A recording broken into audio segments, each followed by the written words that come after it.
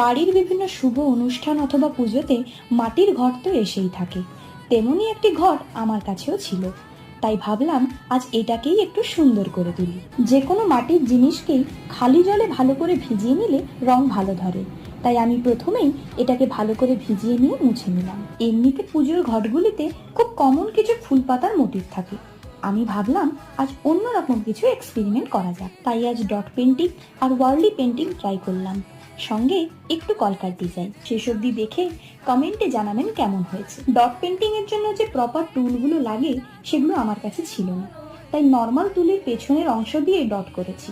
আপনারাও চাইলে এই ট্রিকটা ট্রাই করতে পারেন। মাঝের পোর্শনটিতে রেখেছি ওয়ার্লি পেন্টিং। আসলে এই মোটিভগুলো বানানো ভীষণই সোজা। ব্যাস, আমার পট একেবারে তৈরি।